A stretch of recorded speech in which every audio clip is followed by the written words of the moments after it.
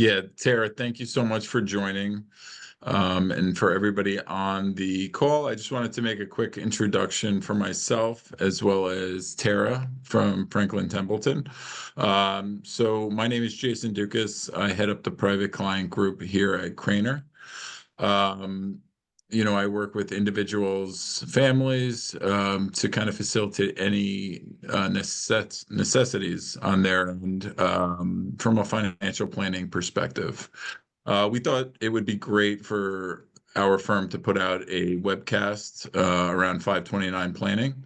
I know there are a lot of questions with recent tax changes and items that could potentially affect the families we cover. And, speaking with Tara, she has some really good insight into the space overall, but really some of the details behind it. Tara has a long length of period with Franklin Templeton, and I will let her go into her background. So, Tara, if you want to go Sure. from there, that would be great. Yeah, hi everyone. It's good to be here today. Like Jason said, I've been with Franklin Templeton for over 20 years, actually, with the majority of my time focused on 529. So it's been great to see just the growth with that program over the last 20 years and all the flexibility and amazing things that it could do for us. So I'm excited to be here and walk you through the world of 529 plans, what they are, how they work, why they're more powerful and flexible than most people even realize. So even if you've never saved for education or you think it's too late, I promise you're going to walk away with some practical knowledge that you can apply to your family's future. So this is what we're going to be covering today. We're going to see where college costs are, what the landscape looks like now, a bit of history on how 529 plans have evolved, the tax benefits, some key myths that we need to bust, and what steps you can take today to start or even improve your existing savings. So let's set the stage here. Families today, they spend on average about $28,000 a year on college. So that adds up to over about $100,000 for a four-year degree. Sadly, that could be even on the lower end. 81% of families, they eliminate schools because of cost before the child even applies. So as you can see, typical family uses many different ways down here. This puzzle kind of indicates the different ways that they can support their college education costs, whether it's borrowing or savings or scholarships. But on average, families today, they spend almost $30,000 a year on college. And nearly half of that ends up coming from their own personal income and savings. So it's a lot of money, and I want to show you a couple of tools that should hopefully make things easier. So here is a look at the current cost average, okay, for both public and private institutions, as well as what those projected costs are going to be about 18 years from now. So private colleges, they can cost nearly $380,000 over 4 years. Public and state, that's still about $215,000. So even with financial aid, 69% of federal aid actually comes from loans, not grants. So that means that most families could be taking on some serious debt. Student borrowers, they end up paying on average almost $2,000 in interest each year. And the average student ends up taking about 20 years to pay off those student loans. That's a little scary. So we're also going to look at a couple of the trends within the higher education world here too. So we mentioned financial aid, that has dropped about 25% over the past 10 years. 69% of what's left, again, it comes as loans, not grants. And as we mentioned just a second ago, it takes about 20 years to pay off those loans and thousands of dollars. And so there's a lot of challenges here. But reality is college education, it still provides a real long-term value. Graduates do typically earn about $30,000 more per year than high school graduates. Here's another example of how a college degree can be really impactful, specifically with the unemployment rate. So the national average in this country is about 3.4%, but college students, they have a degree, it's about 2.4%, so much lower than the national average. And you can see, fortunately, with it, it just gets higher with the less education that you have. And another key point I want to call out here is just this big jump around 2020. And you can imagine that was during the COVID period. Unfortunately, we do realize that that's a time where, the college degree really does come in to be beneficial. We really support trade schools and things like that amazing opportunities for most individuals, but it just, if you look at historically, you can see where, unfortunately, in a time of recession or a downturn, that degree comes in handy. So let's go through a little bit of history of the program. 529 plans were created in about 1996, part of the federal tax code. They were designed to help families save for college in a very tax advantaged way. So since then, Congress has expanded them multiple times. For example, in 2017, they added a kindergarten through 12th grade tuition provision, where they allow $10,000 per year to be used from a 529 to go towards K through 12 private school. In 2019, they allowed for payment up to $10,000. Oh, excuse me, no, there's unlimited amount, but the 529 is for apprenticeships now as well. And then you can even use it up to $10,000 a year for student loan repayment. So they're really trying to expand the usage. The biggest one was just recently in 2022, which is when they passed the Secure Act 2.0. That now allows families to roll up to $35,000 of any leftover 529 money into a Roth IRA for the beneficiary. That's a major win for long-term savings. So these updates make 529s more versatile than ever. They reflect bipartisan support, and they really do help American families manage education costs. Let's learn a little bit more about 529s here. There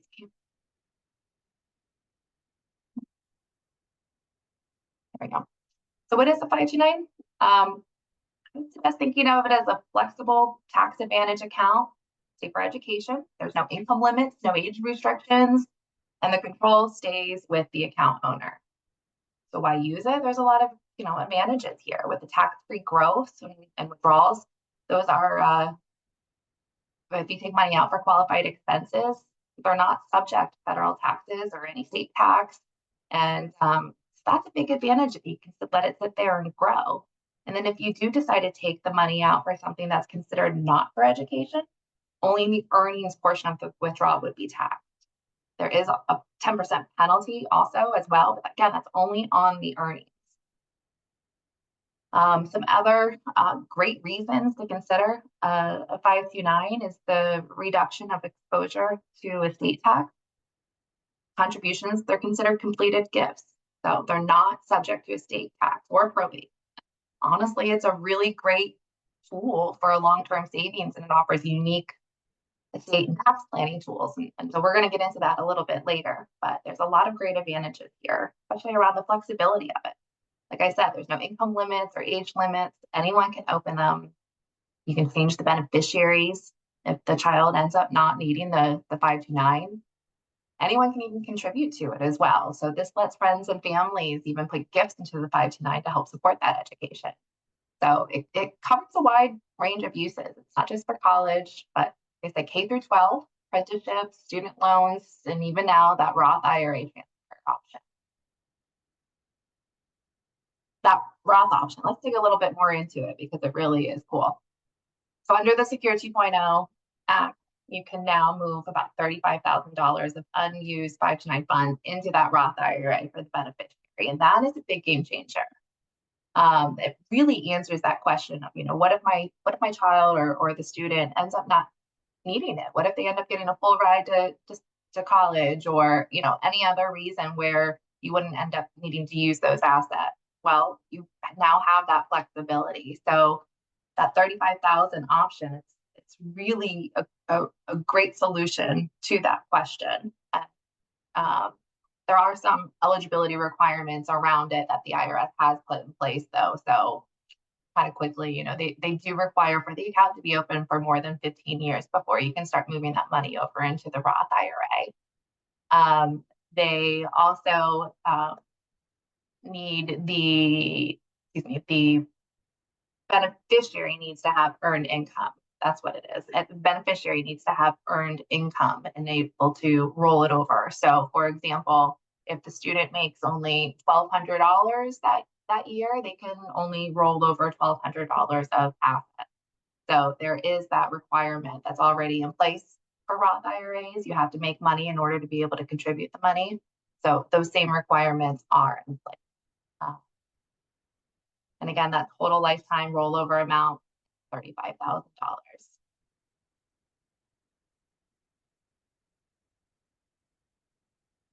All right, so let's take a look at how compounding really pays off here. So can you afford not to invest now? So investing a smaller amount of money over a longer period of time may really help you avoid, needing to accumulate larger amounts over that condensed period.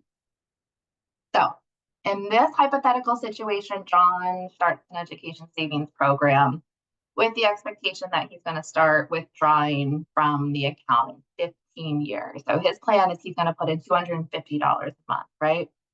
Mary doesn't think she can afford to start saving now, and she decides to wait a bit. She then invests a greater amount on a regular basis to make up for that lost time.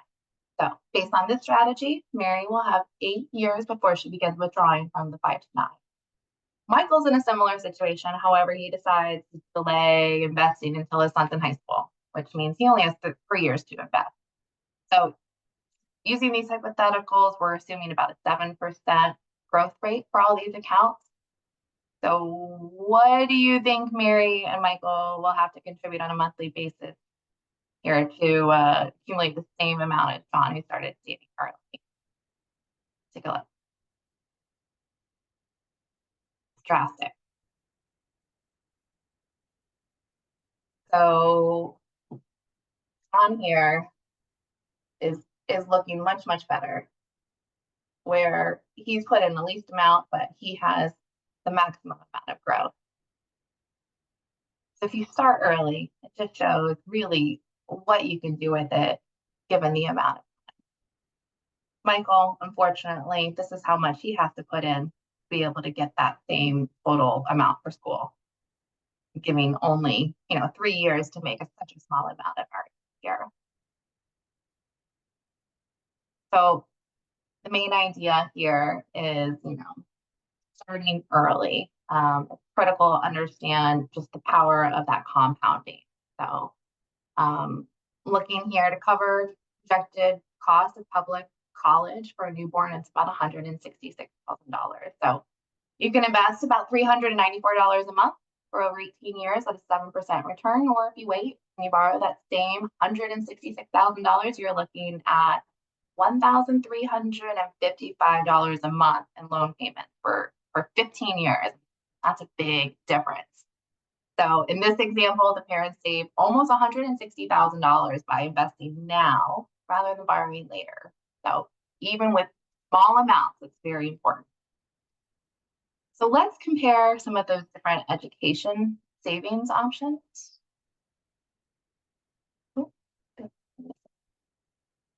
think I jumped around here. I'm going to hop over here. Sorry, I'll go back. But all right, so looking at 529s, the purpose is that they're built for education savings, right? There's tax-free growth and withdrawals if they're used for qualified education expenses. They generally have very high contribution limits. It varies between the states. It's often well over $300,000. The account owners, usually the parent or grandparent, they have full control over the account, and they can change the beneficiary of one of the child's or children. They don't need the fund. And again, they can now roll things over very easily over to a Roth IRA up to $35,000. Some of the cons with it, though, there's non-qualified withdrawals. And if that occurs, they are going to be taxed and have that 10% penalty on those earnings. And then looking at a custodial account, gifts to a child, that can be used really for anything here. It's not just for education. So the biggest difference here, though, is it's an irrevocable transfer. So once it's set up for the child, the money legally belongs to them.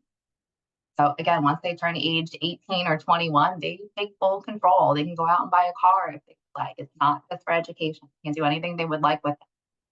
And it can even hurt financial aid eligibility. Consider the child's asset. So if they do end up going to college, it's a ding kind of against them, excuse me, when they're completing the financial aid, the FAFSA application.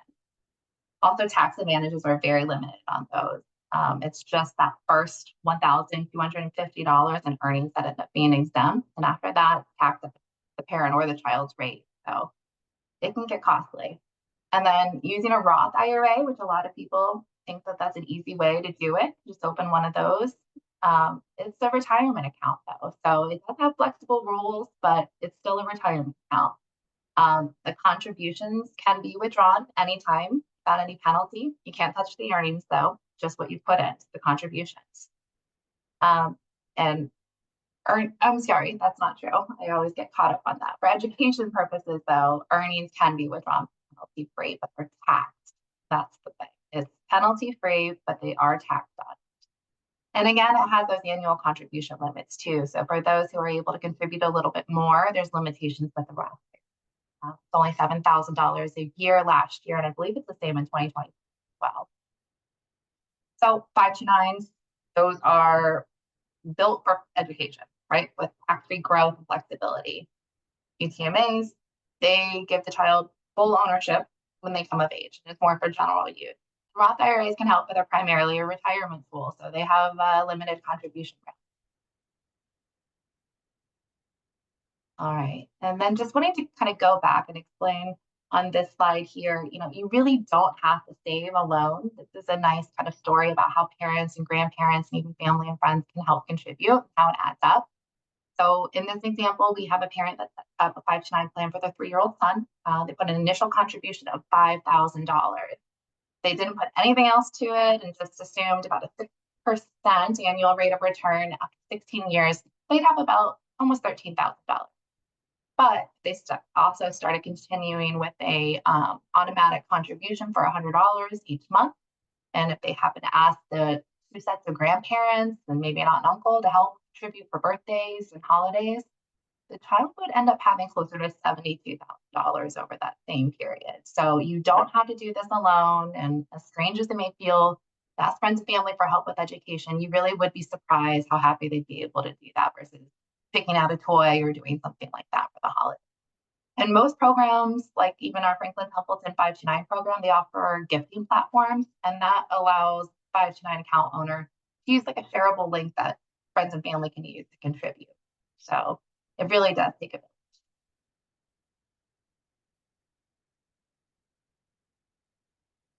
Go a little bit into the tax treatment here on 529. Okay. So qualified withdrawals. And here's where 529 stands out. So qualified withdrawals, those again are both tax-free and at both the federal and often the state level.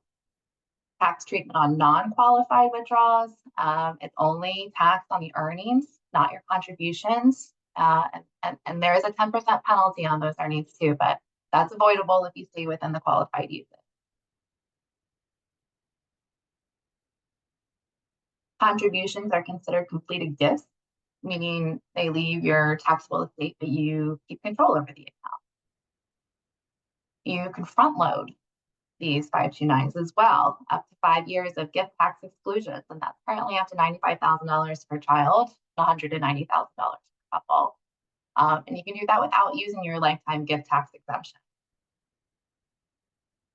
And there is no generation skipping tax. So if someone decides they want to transfer the ownership of a 529 to someone else, it's not going to be taxable. So that makes 529s extremely flexible, and it's a smart option even for a grandparent to be able to use to fund for their grandchild. It lowers their estate against tax exposure, and it just has a lot of really great options. So just a quick recap here on the estate planning benefits. Contributing to a 529, those are considered completed gifts, meaning they leave your estate for tax purposes, but you as the account owner, you still get to retain full control. That's very rare, big benefit for 529. And thanks to that special 5-year election, you can do that front load up to 5 years of the annual gift tax exclusion without using your lifetime state gift exemption. If the named beneficiary doesn't need the funds, you can change the beneficiary to another family member, and that does not trigger any tax consequences. And then contributions to a 529 for grandchildren or even great-grandchildren, they are not subject to the gift estate tax. And that makes it a really efficient way to pass wealth across different generations. And then for high net worth families, 529s can help reduce the impact of high trust tax rates. Those assets grow outside the trust taxable income. So even though you've gifted the money for estate purposes, you as the account owner, you decide when to use it, how to use it, what funds are going to go to. So it has a lot of rights with it. All right. So Jason, I'm going to pause there real quick. Are we still good on time and everything before we get into a few of the examples here, or is there anything that we should mention? No, we're definitely good on time. I appreciate you stopping and pausing in the middle. I think in the end, if we could go back and just go through a little more in regards to the unused funds for the 529 plans and how you can roll that into a Roth IRA for the child, I think that's very beneficial. Okay. And then, in regards to the gift amount of up to 5 times the current year amount, if you want to touch on that now, actually, both of those items, I think that would be great. Yeah, absolutely. So sometimes the examples are a good way to kind of paint that picture a little bit. So let's look at this one here. So yes, account owners, they can use 5 years of their annual gift tax exclusion all at once. So that's $90,000 for individual filers, $180,000 for joint filers. And there's also what's called a unified credit. It's the lifetime tax exemption, and that's the gifted amount allowed in a taxpayer's lifetime that will not be taxed. It's a large amount. So the 2025 lifetime estate tax exemption, it's almost $14 million. It's 13.99 million, and that's double for married couples. Okay, so you can go well beyond that $90,000. So let's take a look here. Peter and Melinda, in this example, they're looking to keep their unified credit intact. Okay, so they don't want to dip into their lifetime exemption. So what they do here is they open 20 different 529 plans for their their child's spouses, grandchildren, all across the board. They open 20 different plans. They're going to fund each of them with $190,000 using that 5-year forward gifting provision, okay, for married couples, $190,000 each. That means that they've removed more than $3 million from their estate. There's not too many ways to be able to do that. So that's 3 million untaxed assets off of their estate. Yeah, Taylor, just to jump in, when you originally showed me this slider, when I went through the packet, I was actually pretty surprised by this, and I thought it was a useful tactic for tax planning and so forth. So I thought that was really great. I think when we first spoke too, you had mentioned if the grandparents do contribute to these 529 plans, and it's still in the grandparents' names, as the owners, it's not applied to the financial aid for the children as well. Is that right?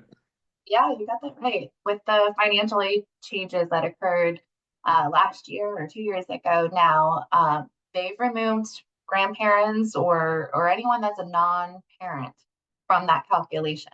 So if a grandparent opens up account for their grandchild, then when the child and parent go to apply and they do the financial aid application, their 529 assets are no longer considered as part of that calculation. Now, 529 assets are not considered, a large percentage anyway. For the parental assets, it's only about 5.2%, I think. So it's small, regardless. But if it's a grandparent or anyone else that's not a parent, then yes, it's not considered at all. A big change, making the grandparent just having that control as well a really nice option. Yeah, yeah, I appreciate that, and I think that that was impactful for me. And then also, like you mentioned too, being the fact that someone can put, 190,000 for a married couple, say two grandparents, and that may be over. It is nice to know that you can then roll the additional amount up to 35,000 into a Roth IRA for the child, and then also the transferability between children. It sounds like as well, if one child doesn't use a certain amount of the funds, they have the ability to then transfer that to another child. Yeah, as long as it's a family member, you can transfer it to any other beneficiary. So it doesn't need to be brother and sister. It can be a cousin, be a parent. It can be anybody. Even with 529s, I didn't mention this, but you can even open up with your own name.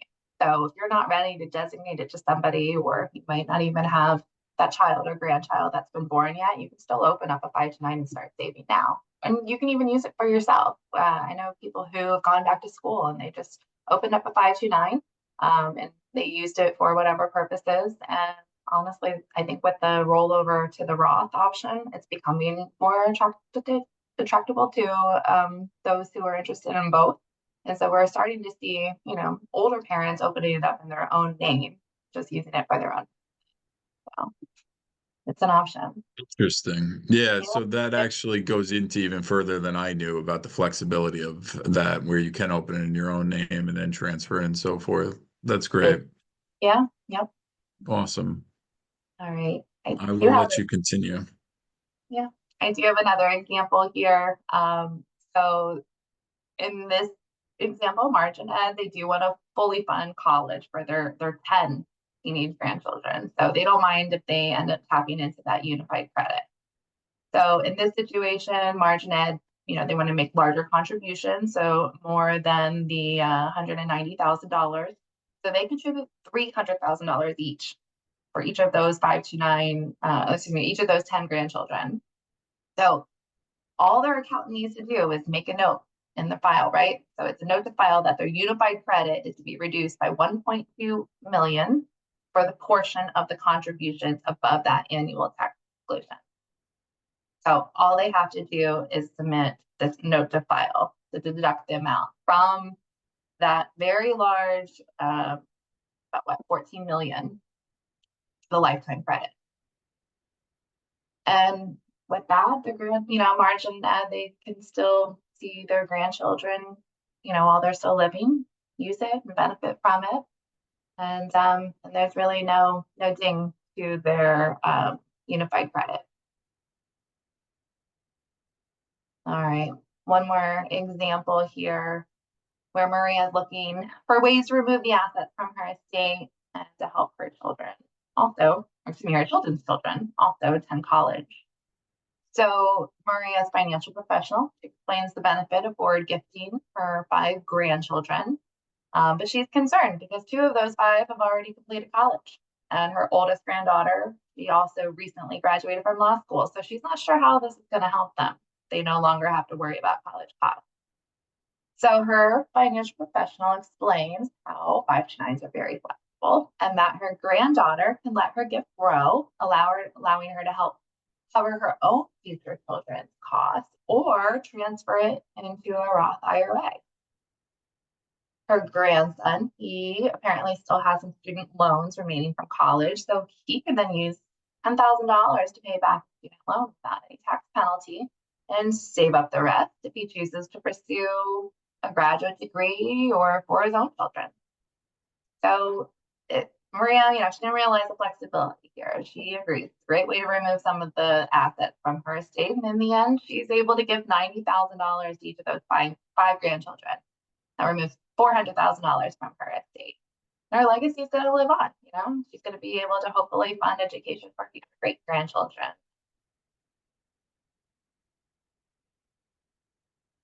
So I wanted to make sure, since I think we do have several people who are residents of the great state of New Jersey, I just wanted to make sure that you were aware of some of the benefits that do come along with a 529 if you are a state resident. So the Franklin Templeton 529, we do partner with the state of New Jersey. So if you do use that program, it gives some really great benefits. And it's only, unfortunately, to our program, not any others. So it does have to be the Franklin Templeton program. So the New Jersey College Affordability Act, it was just a couple of years ago that they finally passed the New Jersey state income tax deduction. And that's up to $10,000 per taxpayer with a gross income of $200,000 or less. That starts with contributions. This started in 2022. So it's on contributions up to $10,000 per taxpayer with a household gross income of $200,000 less. And then this is a really, really good opportunity as well. They also have there's an adjusted gross income under $75,000, and you could be eligible for a one-time grant. That's up to $750, and that's a match on what that initial contribution is. So the first contribution made into that account, if you're under that household AGI of $75,000, the state of New Jersey will match that contribution. They do ask for you to leave it in the account for about 3 years, so that kind of helps them grow. And then after those 3 years, it will be released into your name. You can add it it merges into the existing 529, and the money is yours. But the idea is it gives it a nice boost at the beginning for early savings, and hopefully makes a difference in the long run. Another really nice benefit here is the tax-free scholarship that the state offers. There's an opportunity to get up to a $6,000 tax-free college scholarship, and that's for in-state schools, New Jersey schools, any of them that are accredited. So that amount, it does depend on how much has been contributed into Franklin Templeton 529. And also how long the account's been open. So there is a minimum scholarship of $2,000 if the account's been open for 4 years and you've put in $1,200. And that includes that $750 or that matched amount as well. So keep that in mind. And then the maximum contribution is the $6,000, where they would like you to have the account open for 12 years. So the earlier, the better. Contribution for that, they wanted $3,600. So really great opportunities that the state has offered their state residents. And then just want to quickly mention on that state tax deduction, you don't have to be the account owner to receive it. So just being a New Jersey resident, if you have someone that has a 529 and you want to help contribute to it, you are also entitled to that state deduction. So contribute yourself. Okay, so jumping back in, just want to kind of quickly reiterate a lot of what we've already talked about, but there's myths on 529s. Again, people think it's really strict and just for college. So we're going to go through quickly, just kind of make sure you understand the real facts here. So myth, I have to use my state 529 plan. And that is completely false. You can choose any state's plan, no matter where you live or where your child goes to school. And it can even be used for international programs. Myth, only parents can open accounts. That is false. Like we said, anyone, grandparents, aunts, uncles, friends, they can open or contribute as long as they have a U.S. tax ID. Like I said, you can even open up a plan for yourself. Myth, it ruins financial aid. And this is false. The impact is minimal and often overstated. And if it's in a grandparent or anyone else that's a non-parent, it doesn't even make an impact. The myth here, I make too much to qualify. That is not true. There's no income limits to contribute to a 529 like there would be for an IRA. There's no income limit. Myth is my child gets the money at 18, and that is completely false. The account owner will always have control of the account even after the child turns 18, unlike a UGMA or UTMA custodial account would. So here are some of the big takeaways that I hope you do remember from today. Higher education is a powerful investment, but costs are continuing to rise. Starting now, even with small amounts, it really can make a big difference over time. 5 to 9 plans offer unmatched tax advantages, flexibility, and estate planning opportunities. And also, we ask that you consider the Franklin Templeton 5 to 9 College Savings Plan. We offer world-class investment management, great financial services capabilities, and it's all available in one plan, along with those unique New Jersey benefits that we touched on as well. And lastly, you have resources and partners, and you don't have to figure this out alone. We are here to help support, and we do encourage you to start saving. So if you have any questions, feel free to reach out.